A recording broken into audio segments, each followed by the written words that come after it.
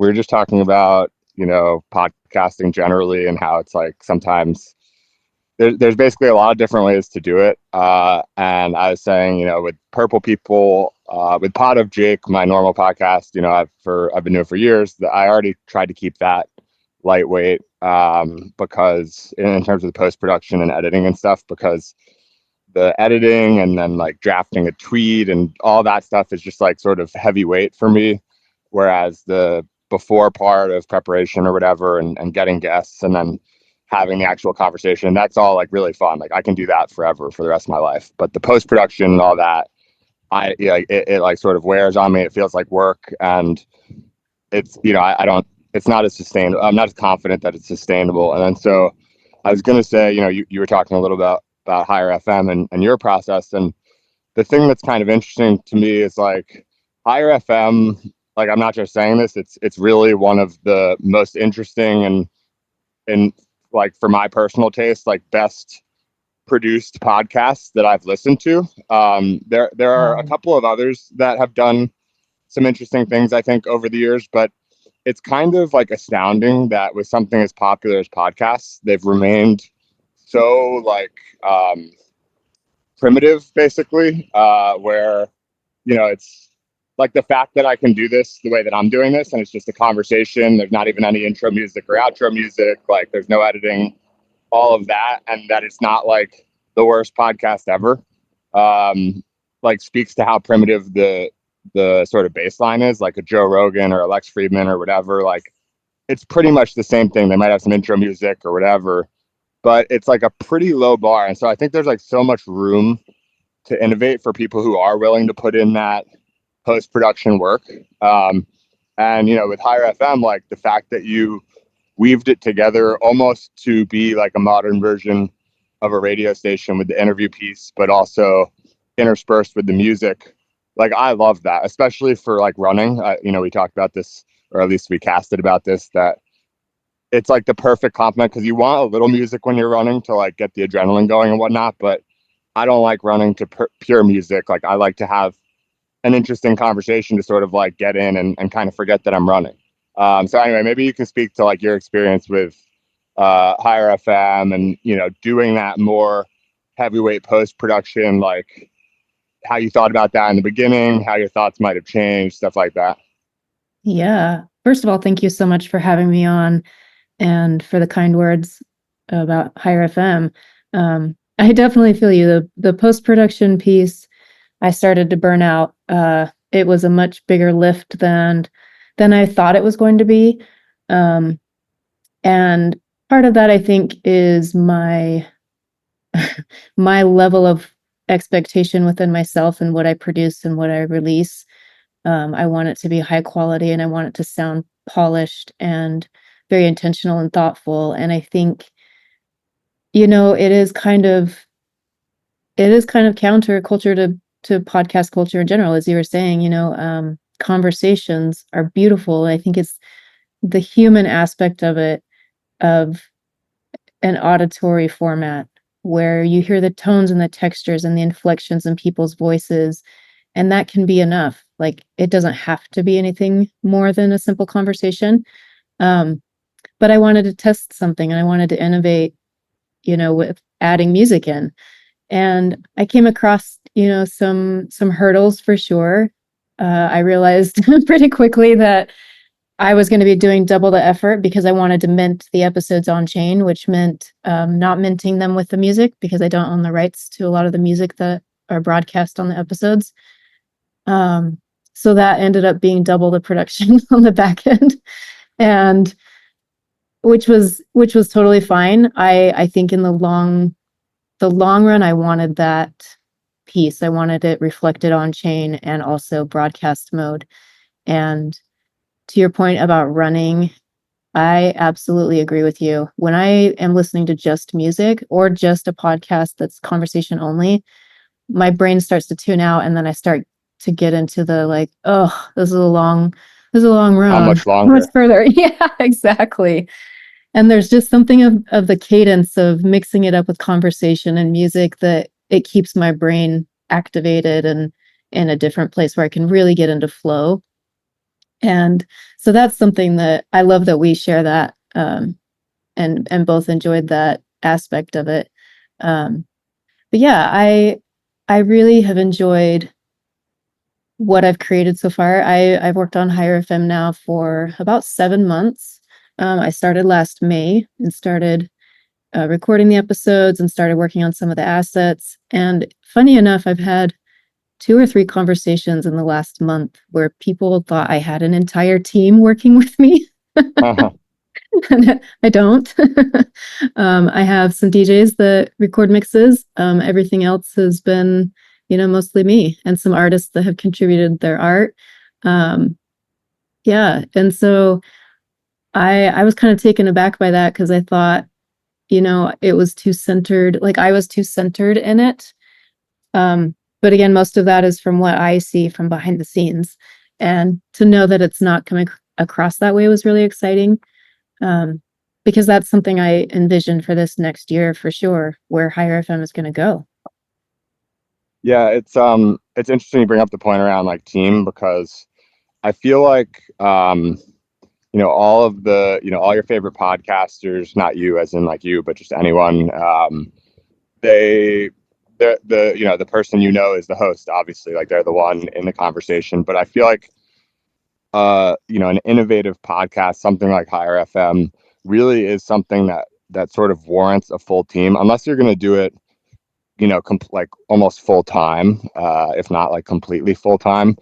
For podcasting to be the sort of part time, more hobby like thing that it is for a lot of podcast hosts, I feel like you would need that level of sort of like hobby like side thing, like commitment from maybe 2 or 3 people, at least 2, where one is sort of, doing what I'm doing, and then just, basically the full scope of work that I do for a Pod of Jake episode or Purple People episode.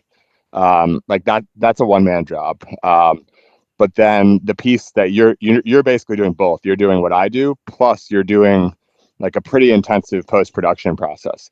And I feel like really like a pairing of someone who does, gets the guests, does the prep and records the episode and then hands it off to someone who like actually has a passion for whether it's music and interweaving music, um, just editing and putting in sound effects and like doing things, inserting clips and whatnot that are that are interesting, and just sort of add to the audio experience overall.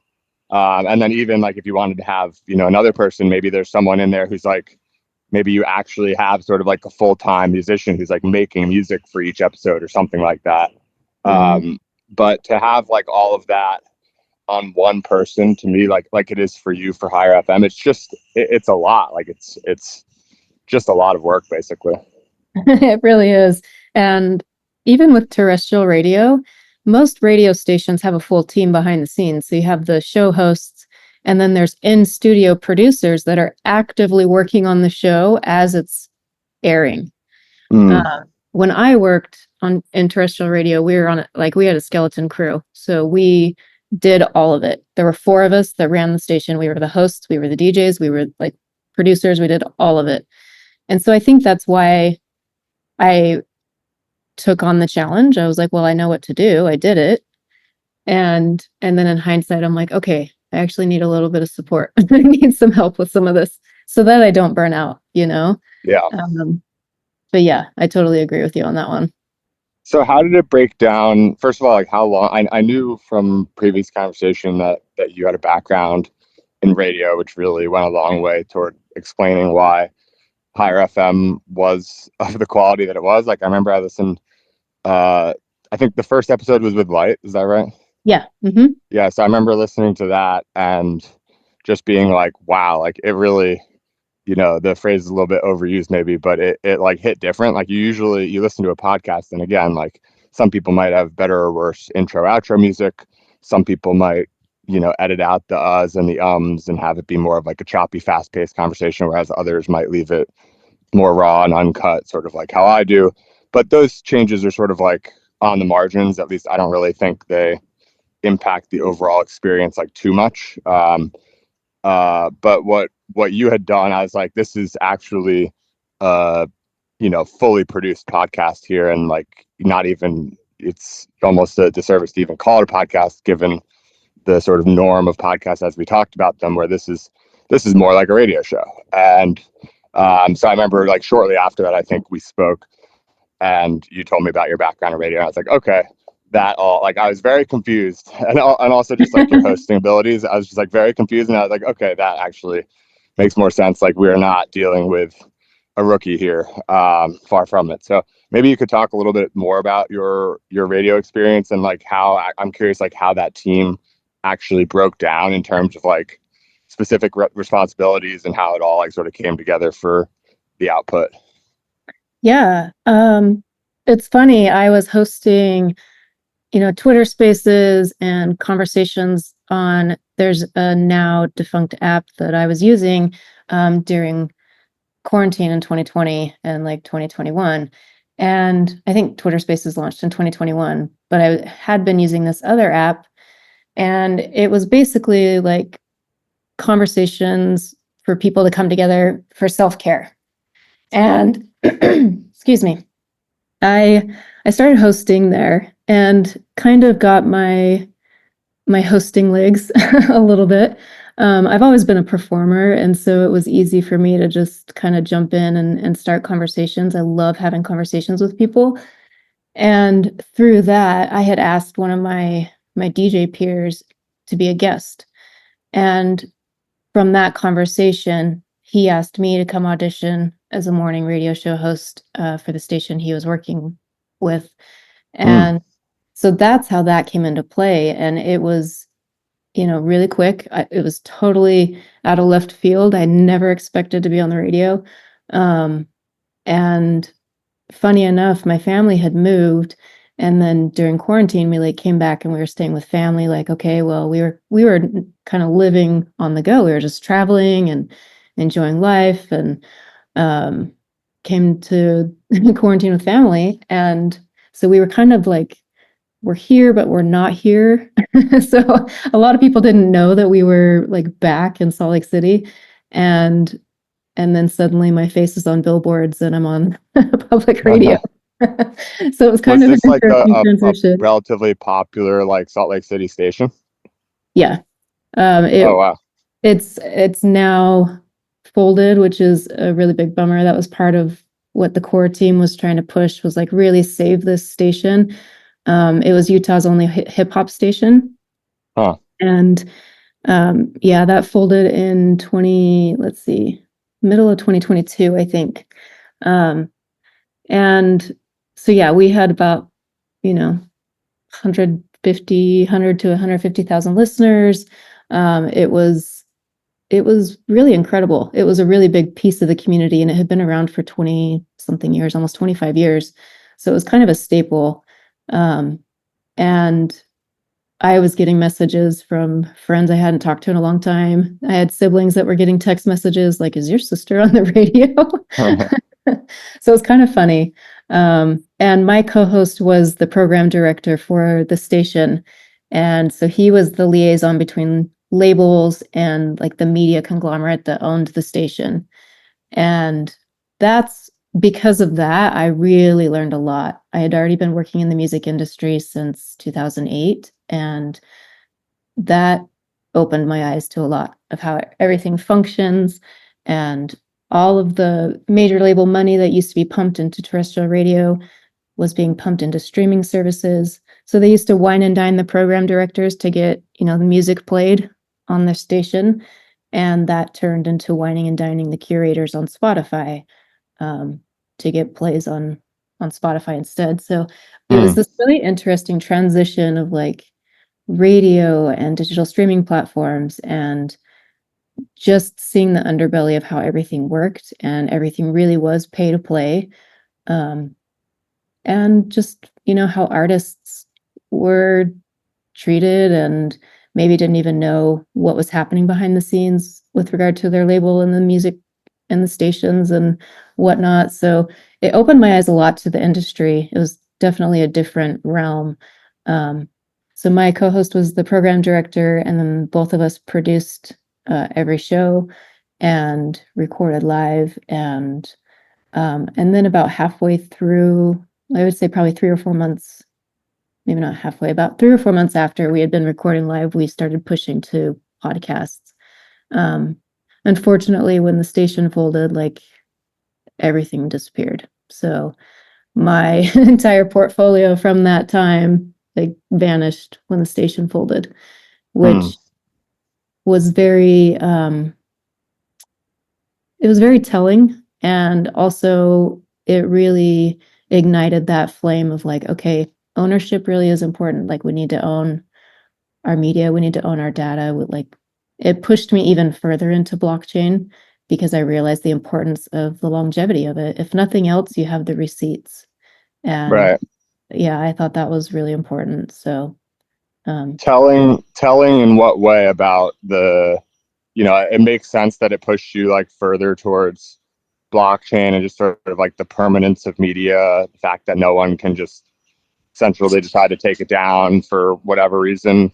But mhm. was there something like why did they take it down? I honestly don't know. I think probably because they just canceled everything across the board as far as subscriptions and um Hosting and whatnot. yeah, and last I checked it was just all gone. Yeah, it is a shame because I know like for me, having this log of episodes that, you know, not only I can listen to it anytime, but anyone can listen to it anytime. I don't know how, like, I feel radio probably is a little more timely than podcasts, like all else equal. There's probably radios that are completely, like radio stations or programs that are completely intended to be like totally timeless. And then there's some that are, really only relevant that day. And then there's a whole spectrum of in between. And the same with podcasts, but I feel like podcasts probably tend to be a little more like the average podcast is probably more timeless, less timely versus the average radio, which, might be talking about current events and the weather or whatever, which also, a podcast might also be doing current events and stuff like that. But um, there's, I'll put it this way, there's a lot of episodes that I recorded like, 3 years ago that are still to me like very interesting to go listen back to because we're not talking about anything related to what's going on now. It's sort of like this conversation so far, like there's elements of it that are somewhat timely, like we're talking about the pandemic, which is like, a couple-year old reference, like in 30 years it's not going to be like that meaningful or whatever, but and it's sort of reflecting upon a certain point in time. But we're also talking about like, broader things that would be just as interesting to listen to in 3 years as they are today. And so the fact that I have this like library that I've built, that I can go back to listen to, and anyone in the world can stumble upon at any time if they find maybe they're sort of like obsessed with one of my guests, and then they go and in listening to all the podcasts they've ever done, they find my podcast and they're like, hey, I kind of like that, and then they decide to listen to some more. Like they can go listen to like 100 or 200 podcasts and like you just do whatever they want. And it's just a shame to have that you work, you put a lot of time into that, and for that to like just disappear for a reason that you don't even know is like just a shame. Yeah, it really was. It was kind of a bummer. And I have maybe a handful of, clips, and I have one full episode. Um, I actually interviewed the founders of Boss Beauties, the NFT project, on the radio. Um, I think it was like 3 weeks after they launched. It would have been like September 2021. Mm. And the next day, one of their art pieces was hanging in the New York Stock Exchange. And so it was kind of cool to have like that interview. It was their first media interview. And then they shared, like, we have something exciting tomorrow that's happening. And then they unveiled their art in the New York Stock Exchange.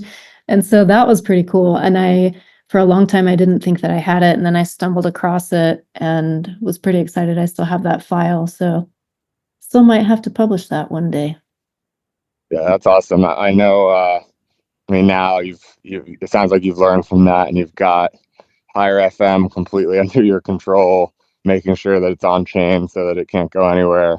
And I'm hopeful that the content that you build from here forward will be accessible for a very, very long time for anyone who wants to get into it. I usually actually start these with, just getting sort of like the full story from, the guest, just for the sake of sort of like context, for listeners and for myself to learn something as well. And we just kind of jumped right in here, but a couple of sort of threads to pull on. You mentioned you've been in music since 2008, and you've always been a performer. So maybe we started with sort of some of the recent history, Higher FM and the radio station, but maybe we can wind it back to what were you doing in music for a little more than a decade, it sounds like, and then what you mean by that you've always been a performer. Yeah, for sure. Um, I grew up as a classically trained musician, so I was in piano lessons before school when I was in elementary school. My two older sisters were in piano, and I loved watching them play. And I had to be 5 years old in order to start piano lessons. Hmm. And so I waited. I remember waiting until I was 5, and I was finally old enough. And I went to my first lesson, and my hands were too small, and my teacher sent me away and said, "You need to come back next year." And I was devastated. And so I took it very seriously, and just grew up, doing like concerts and recitals and competitions within piano. And then when I turned 13, I started vocal lessons and joined like school choir and stuff like that, and really enjoyed singing and performing in that way. And just through my high school and yeah, through high school years, I did a lot of vocal competitions. And then I got to a point where my piano teacher said, you either need to go to a more advanced teacher, or like, I really don't have anything else to teach you. And I was like 17. And so I was like, I think I'm good. And I was definitely more social, and I thought I've learned what I need to. And so I kind of took a break from performing and stuff like that. I was always the one making the mixed CDs for road trips, um, and making sure that we had good music to listen to. And then when I met my husband, we were at a house party one night, and my brother actually had his Technique turntable set up and a mixer. And my husband said, "Oh, I know how to DJ." And I didn't know that about him. And so that night, I got to experience playing with vinyl and seeing how that kind of worked. And then he started really practicing a lot and got a couple club residencies. And so I just kept practicing and practicing, and I really fell in love with mixing music. And I just found that I had a natural talent for it. And I think that came from all of my years of piano. And my very first music class was a percussion class when I was really little. And I always really appreciated like beats and just putting music together, which is why I liked making mixtapes. And so the two of us started a residency together called Shake and Pop. And it was an electronic night. And at the time, electronic music was still pretty fringe. And When so is this roughly? this was in 2000, let's see, this would have been 2009. Okay. And so it was really fun. We got to open for a lot of really amazing artists, and we got to see a lot of incredible talent in small venues, mostly because, it was still like a small draw for a lot of these artists. And so it was a really cool time. And we at one point held 3 residencies every week. And so we were DJing like 5, 6 nights a week. And it definitely took a toll, but we were we were like the nightlife kids, we were running around doing all the nightlife stuff. And then I got pregnant. And when we became parents, it was like, I don't know that working until 3 a.m. is so conducive to raising a child. And so we were very, very intentional and thoughtful with what gigs we would accept. And we'd already been doing like runway shows together and fashion strolls and gallery strolls and, gallery openings, all kinds of things. And so it was easy to just pick and choose the things that felt right. And I still do that to this day. Like if it doesn't make sense to go out and do it, then I don't. Yeah, lots of memories of holding our turntables outside of the club at 3 a.m. waiting for a cab to come pick us up. Huh. Yeah, it was a really great time. And from there, my husband actually was a musician and touring through like Australia and New Zealand before we even met, and taught me how to produce in 2010. So we started producing together, and yeah, just started playing around and making music. And it wasn't until On Chain that I started to release solo music. And part of that was, you release in Web2 and digital streaming platforms, and it's just like, where does it go? It kind of goes into the void. And so a lot of that work just went like unlistened to and unnoticed. And so when I started to release solo stuff, I was like, I'm just going to put it on chain first, and maybe I'll put it on DSPs, but we'll see. And so that was really fun. My first release was a song called Focus, and I released that on Zora. And then I released a song called Shake on Sound XYZ. And let's see, it's coming up on the anniversary because I got a club remix that I'm going to be dropping. That was February of 2022. And through that, I had a partnership with MTV to do Mental Health Action Day, to do an activation for that, which was in May of 2022. And so I did an event called Shake for Mental Health. And it's a somatic practice that helps release any tension or stress from the nervous system. It's a way to ground. I think we might have talked about this before, but it's something that mammals do, like in the wild. If they feel a threat, as soon as that threat is gone, they shake their body, and it Hmm. gets it out of the nervous system. And that's something that I had learned from my mom through a book that she read many years ago. And so I was, kind of doing that practice on my own.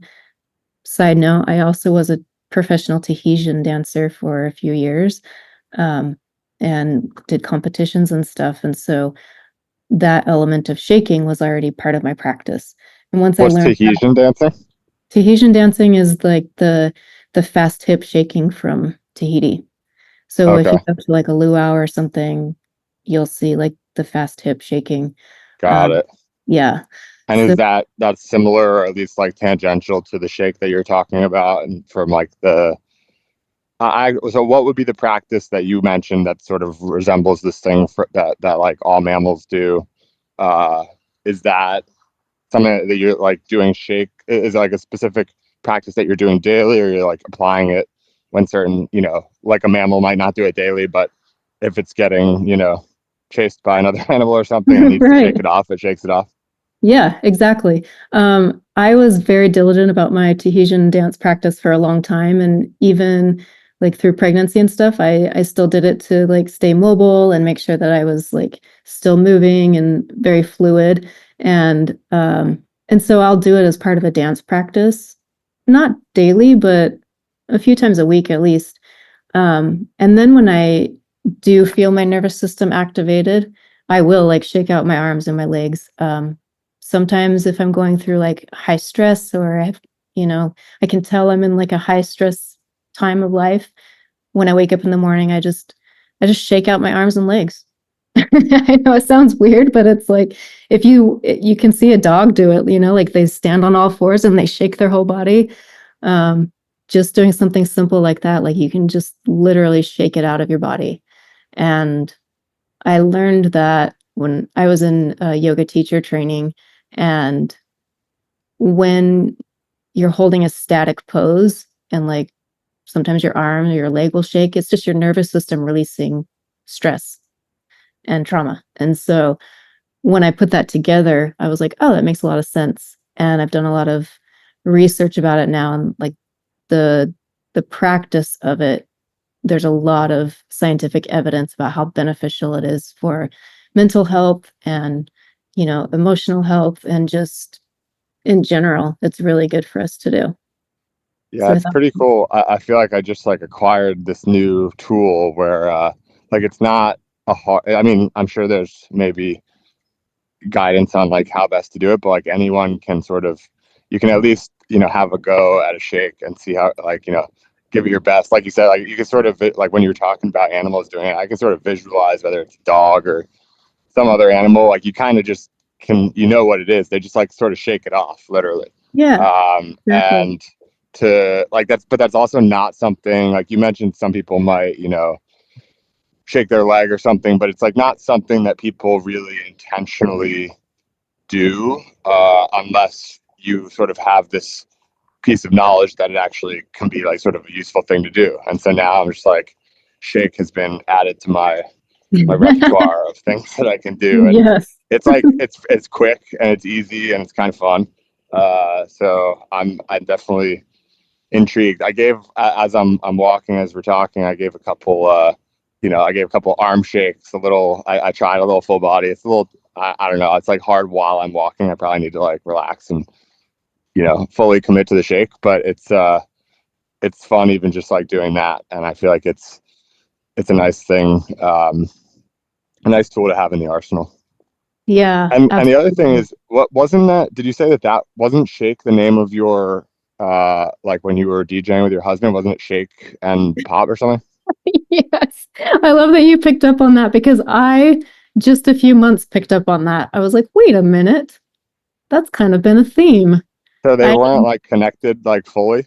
no, my Interesting. song Shake, I it's funny. I wanted to make a song as soon as I started learning how to produce, I wanted to incorporate Tahitian drums because there's such a unique tone and texture and drum pattern to that sound. And so I wanted to incorporate that into a song. And I sat on the idea for years. And as songwriting often is, pieces of it will come. And then later on, it's like the rest will come. Sometimes it's a sit down and it's one and done in the moment, but a lot of times it comes in stages. And that was one of those songs that did that. And I had been invited to drop on Sound. At the time, it was still curated, it wasn't an open platform yet. And I thought, it's time for me to make this song. And it's time to like share this side of myself. It's rooted in who I am. Like I said, my first music class was a percussion class. Drums and percussive instruments have always been a big part of like my love for music. And so I recorded the samples and I listened to one of my old practice songs as reference so that I could kind of emulate the same textures and tones in the sounds that I was sculpting. But yeah, I sampled my voice. I sampled all kinds of different instruments and things to make that song, and it was meant to be like honoring that piece of my personal history and my journey. When I was a Tahitian dancer and I was going to class and we were preparing for competition, um, our choreographer, his mother would come to every practice, and she was a native Tahitian, and she had this really beautiful accent. She was like in her 70s, and she would go around and she would just like tap us on the hips and say, "You need to get your shake," and she would just like constantly tell us, like, "You need to get your shake," and it was hard. It was really hard to like move your hips that fast. And so I would go home after like these 3-hour rehearsals and just practice and practice and practice. And finally, it's like, it felt like chains fell and like it was like starting a lawnmower. It's like you keep pulling on it, you're trying to get that lawnmower to start, and finally the engine revs. Mm. That's how it felt. And then once it unlocked, I was able to move like so freely. And it was really eye-opening for me. And I realized, wow, we really hold a lot of stress in our body, so much tension. And that's part of why I wanted to share like that song. That music was so important in my own life. I feel like the somatic practice of shaking is so important. And it was something that I wanted reflected in the music as well. And so that's where the lyrics got to get that shake came from. It's like Got to shake it out. Yeah, this would be we're talking about the different styles of podcast earlier. This would be an extremely good time for me to insert the song that we're talking about here if I was mixing it up a little bit. But and that's the benefit of like I feel like you can. I've heard a couple, for what it's worth. I've heard a couple of like a couple interesting podcasts come to mind. And one was, I'm trying to remember. Yeah, it was well, so here's another this is an interesting segue, but the podcast that I'm thinking of was Rick Rubin and Tyler Cohen, and they did. Are you familiar with this at all by any chance? No, I'm excited Yeah, to hear so about them. I guess Tyler Cohen. Are you familiar with him at all? No. Okay, so he's like this. I actually don't really know. I guess he's a professor at George Washington. George Washington has this Mercatus Center that like I don't really know what the deal is with it exactly, but they have at least a few people who have come out of it that were interested in working on things like charter cities, which has been a relatively long interest of mine. Like, how can we sort of experiment with new small cities and different policies and laws and just designs and basically change a couple, like twist a couple of knobs on the way that existing cities and countries work, Hmm. whether it's from like a regulatory perspective or again like how it's designed.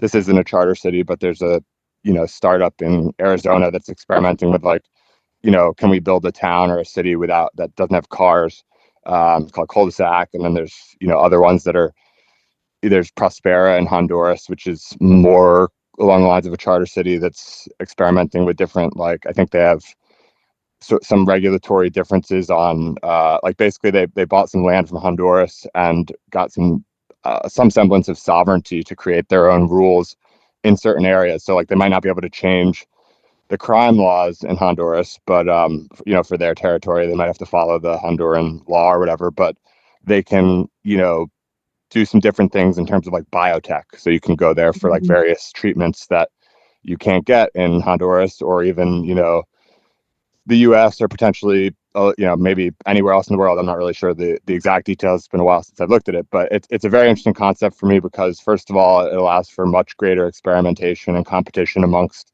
places to live, which obviously is a huge impact on those who live in them. And then secondarily, you could sort of learn from all of those experiments. People are opting in to move to these, new charter cities or experimental cities, whatever you want to call them. And from those people who opt into these experiments, like you could have one that, for example, outlaws sugar. And like, so it's, there's no sugar in that zone. So anytime you go to the supermarket or whatever, like you don't have to worry about, like if you never want to eat sugar again, you can, and that's really important to you, you can just move there. And then you can have studies of these people over a long period of time. You can be like, man, like sugar is really, really bad. These people are all living until 110 or whatever. And like, they're not even doing anything differently. So I just think Interesting. it's a really interesting concept, which then after, some years of seeing how all of these different places end up and how they're doing, you can then draw upon those lessons and apply them to larger existing countries like, the US. And there's some precedents here for, like China has drawn upon the example of quasi charter cities like there's Shenzhen. I think they've taken lessons from the success of Hong Kong and even Singapore. So it's a really interesting space. Anyway, that's a Yeah. very long tangent. That is to sort of introduce Tyler Cohen, who's like sort of the guy at this Mercatus Center. And more generally, I think he's just kind of like a tech forward intellectual. He writes a lot of essays and blogs and stuff. And I guess he's also like sort of I think he's obsessed with music, basically, especially maybe classical music. And so he went on Rick Rubin's podcast. I will tie this full circle. He went on Rick Rubin's podcast and he was basically like, I mean, Rick Rubin obviously knows his music, and somehow Tyler Cohen like was on there bringing him through like almost like a music lesson of like all of his favorite songs, and then they would like play the song on the podcast because I guess Rick Rubin can kind of get the rights for whatever he wants probably. I'm sure. Yeah. And so they're like playing all these songs, and then after each song or clip of a song, they're talking about it. And it was really interesting. And I actually emailed Tyler Cohen after, who I've had like a couple back and forth emails over the years. And I was like, how, if you don't mind sharing, like, do you know how you guys did that? Like, did he go through with, like, did he have to get the rights for all of these things, or did you guys just like send it? Like, how did that work? Because I would love to do podcasts with music sort of intertwined. And he was like, I don't really know. You'd have to ask Rick. And I'm not going to connect you to Rick. He didn't say that. You're like, well, let me just hit him up. Yeah. I was like, well, you got his number? No, but I didn't ask. He was just like, basically, I don't know. So anyway, that was an interesting sort of example. And there's a couple other podcasts that I think of over time. But anyway, I wanted to use this. After thinking of this randomly, I realized that you have an amazing Rick Rubin story. So maybe you can. I've read your essay, and we've talked about it a little bit in written form, but we haven't talked about it live. So maybe you could tell the story for those who aren't familiar. And it's just an awesome story, I think. Yeah, it's one of those that, even thinking about it, I get chills on my arms. It was so wild.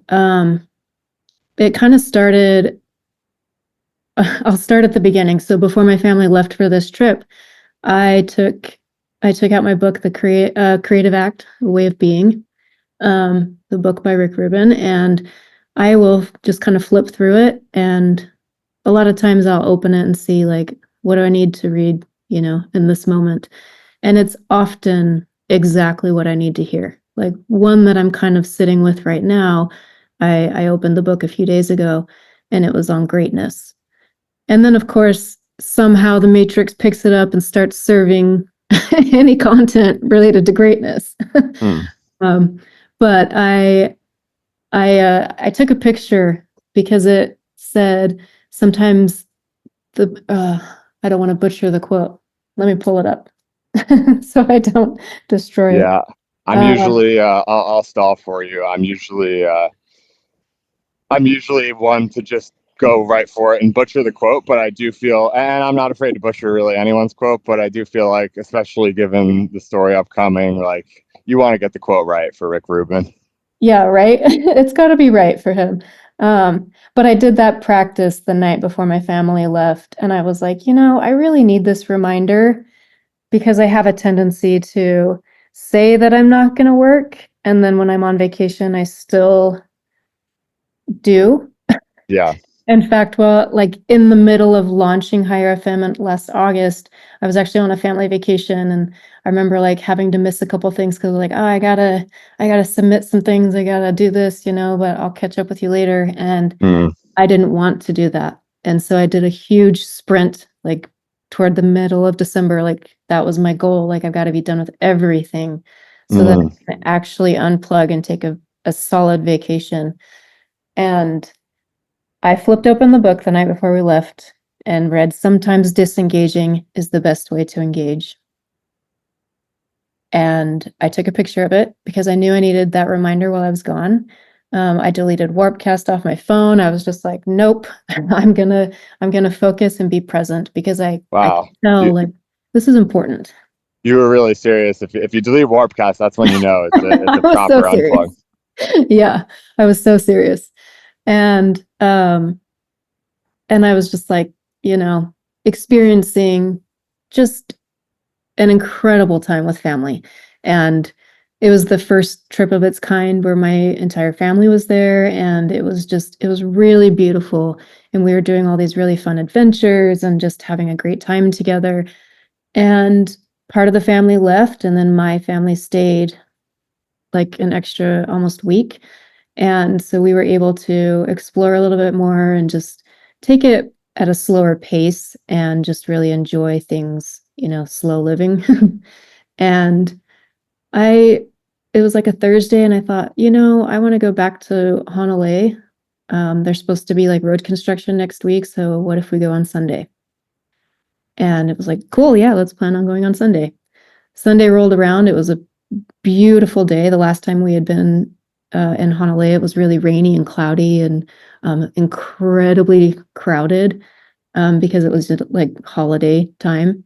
And Um, it was just a beautiful drive up there. Everything was just like so serene and calm, and there wasn't traffic. And it was just one of those magical days where, in hindsight, it's like, wow, everything really unfolded as it should, you know?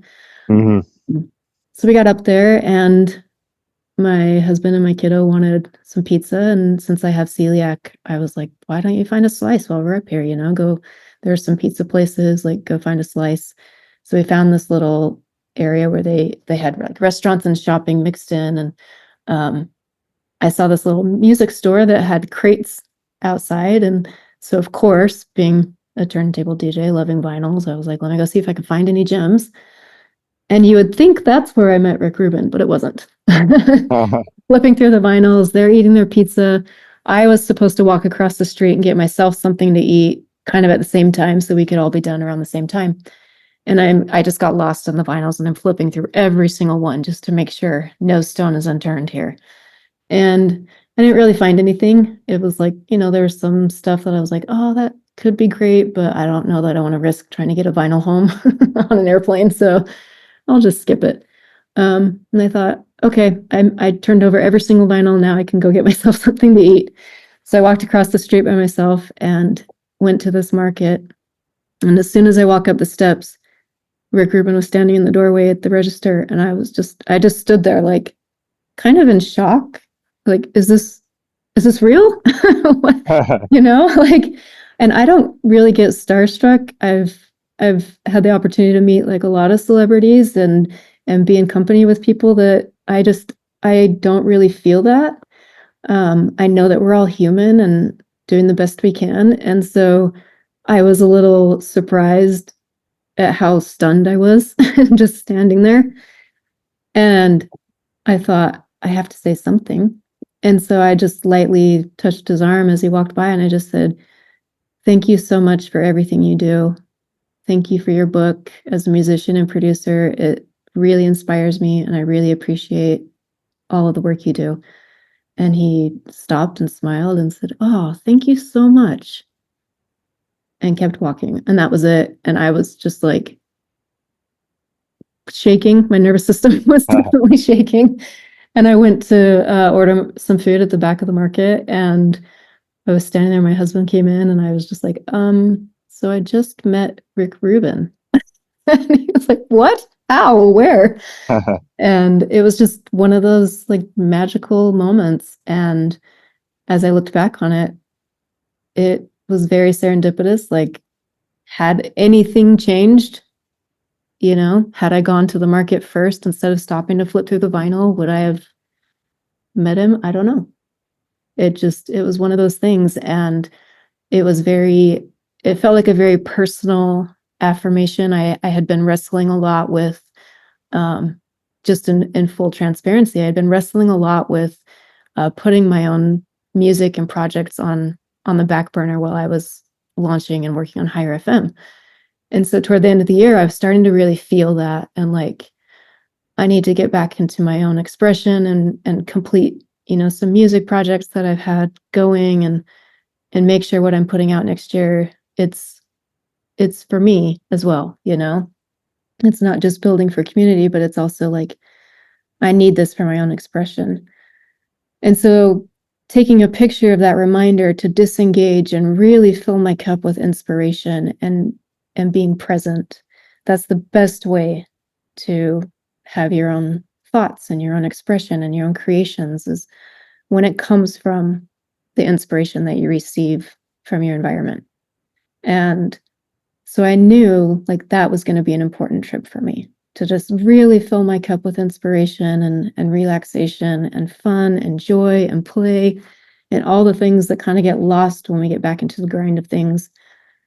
And to see him, like, it was just like this perfect bookend of the trip. It was like, go home and remember how you felt, remember what your goals are,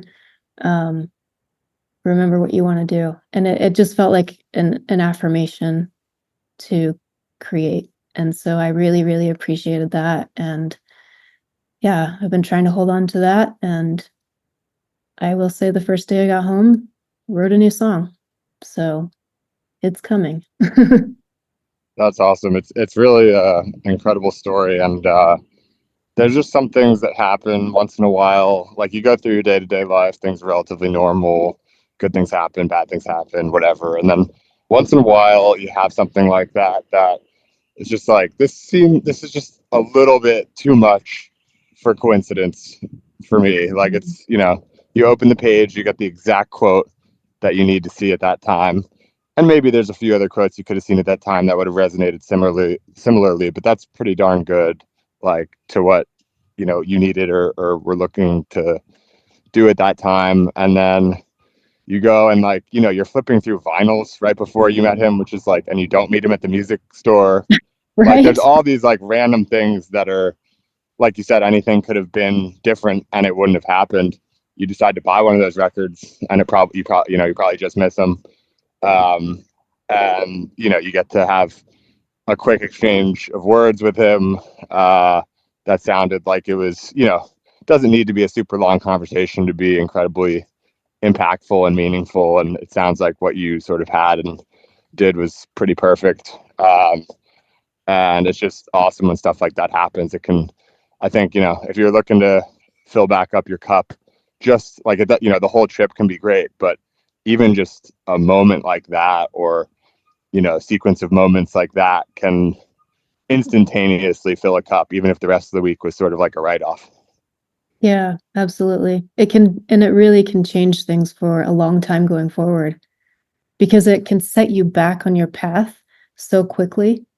It gets you right back on track. Like, oh, yeah, this is important. This is an important part of who I am and what makes me happy. And at the end of the day, that's the most important thing. We need to hold on to our joy because it absolutely can be sucked right out of us in no time. Hop on social media and your joy can be drained from you in like 5 seconds. And that's something that has to be protected and guarded. And one thing I learned as a new parent, was it's so hard to play sometimes as an adult. You get so used to like, what's the end result, or why am I doing this? You kind of get into these routines and habits. And even if they are joyful and pleasurable and bring fulfillment, just playing for the sake of playing, I found it really difficult. And I had to work toward that and then really go into some self inquiry like, why is it hard to play? And a lot of it is societal conditioning.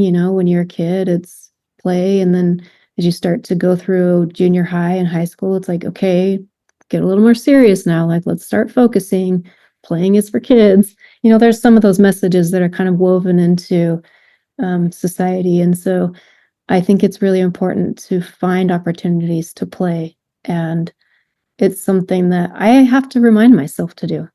I get very serious and I take myself very seriously, even though I'm a total jokester and I have a quick wit and I love making people laugh.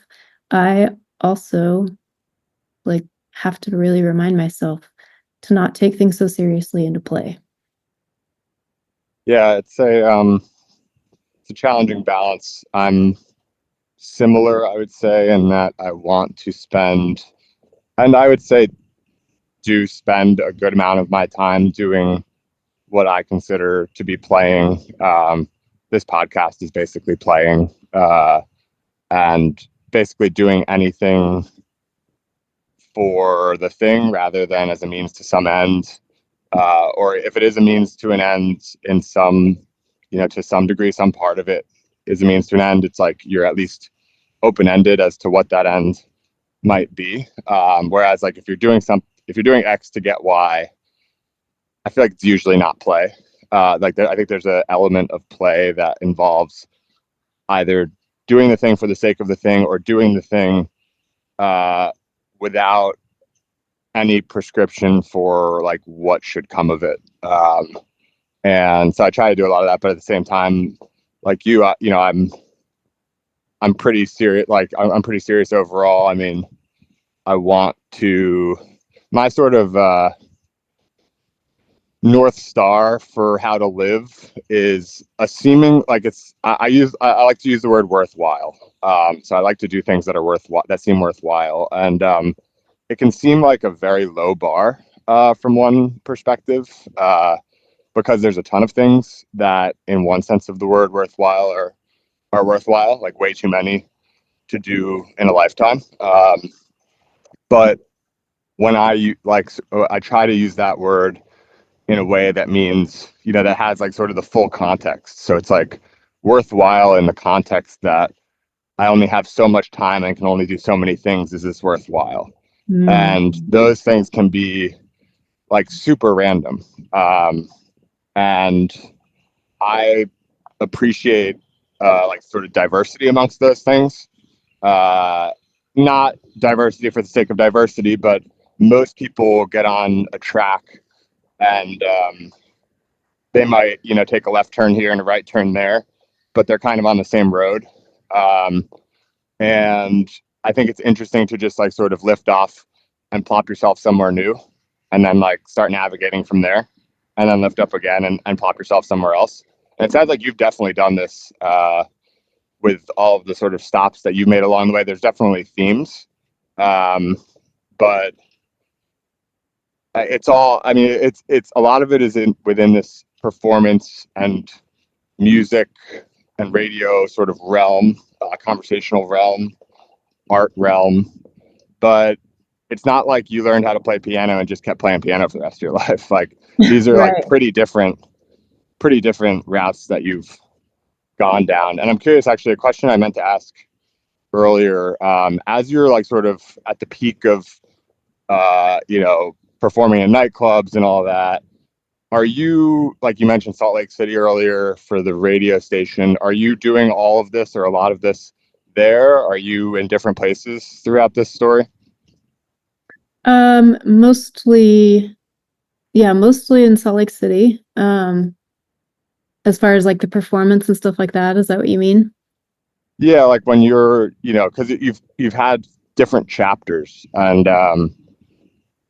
most of them have occurred within Salt Lake City. Like when you guys were at your busiest with, 3 a.m. waiting for the cab with your turntables. That's all Yeah, Salt Lake City. yeah. Mm-hmm. Okay, interesting. Because Yeah. that's how I was picturing it, but I wanted to make sure, I'm not like this assumption that I have in my head is not like totally off, and you're like bouncing all over the place during all of this. Yeah, Um, that's mostly where it happened. And then it was funny because we kind of felt like we hit the cap, we hit the ceiling. Um, and that was part of just realizing like we've kind of done everything we can do in this city. And that was part of why we started traveling. We, took a sabbatical and we're like, what if we just like stop doing all of it? We're producing a lot of events and um, facilitating a lot of things. I had one event that I did was called Nightlife Yoga, where my husband would DJ and I would teach yoga. And this was in 2015. Um, and it was really well received and like it exploded really quickly. And it it wasn't the right partnership with the other teacher that I had joined forces with. And so it kind of like came to a head where it was like we got to that T stop sign and it was like take a right or a left. And I was like, I feel like we need to go, you know, we went separate ways and it worked out. And now I'm at the point where I see all of these themes. To your point, I can see how they kind of connect. And that's where I've been noticing the last few months. Like you noticed right away, Shake and Pop, my song called Shake. It wasn't until I was listing all the projects that I've worked on that I realized the theme. And so I had to sit down and like put the list in front of me. And now I can see what pieces I can weave together, which is, something that I want to focus on this next year. And yeah, so we had taken a sabbatical and like figure out where do we want to be, what feels right for us, where can we, be the most creative, what's best for our family. And we were traveling around and just enjoying life and very free and, able to play, spend most of the day just playing. Um, and then the pandemic hit. And so we were like, all right, well, we got to figure out a place to quarantine, I guess.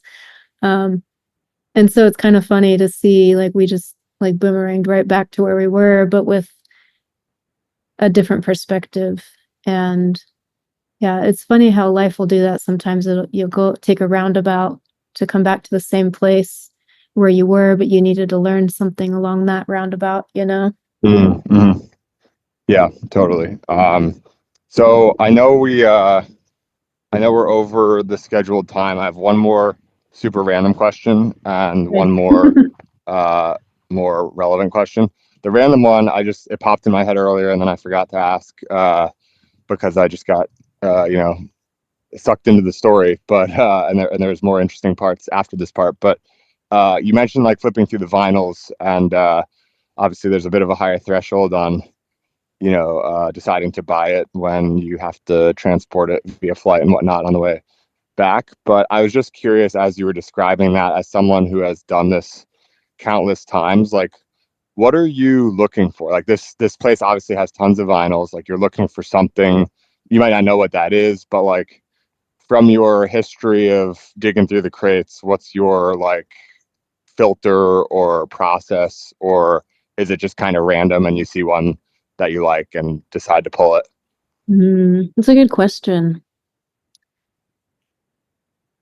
I think part of it um, is I'm a very feeling person. So a lot of it is I'll see something, I like the artwork, and then I start to investigate, especially a lot of times the creates will be artists that maybe aren't mainstream, so you're not as familiar with who they are. Right. Um, and see like, are there any song titles that pop out at me? When was it recorded? Where was it recorded? What year? So a lot of times I think samples, there's so much to be said about samples. Um, Are you but primarily looking for samples when you're doing that, like as opposed to expecting to, like you're not as much looking for a record that you're going to enjoy countless times front to back as much as you're looking for something with like a piece of gold in it? a little bit of both. So it's not always like sample digging. Sometimes it's like, what does this body of work sound like start to finish? I Right. think it's really interesting to pick something up and like, why did they put these songs together? Because it's storytelling. At the end of the day, a full album is storytelling. Um, and I think the process can maybe be likened a little bit to picking wine. Like, unless somebody has recommended it to you, or maybe you've tasted it somewhere else, like you could walk in somewhere and kind of like that label, and you start to get a little curious about it. A lot of times I think it's visual first. Um, and then yeah, and then I start to notice something that piques my interest, whether it's, like I said, the copyright, like if it's, this is from 1968. Oh, interesting. Okay. Well, what would they have recorded? Like that's going to have a really analog sound to it, and that could be really cool start to finish. Um, Sometimes looking for gems, like there was uh there was a Donna Summers album, there was a Chaka Khan album that I saw that I wasn't familiar with any of the songs, just like from the title. Probably could have been a really great listen start to finish, but if I were at home, I absolutely would have picked it up, you know.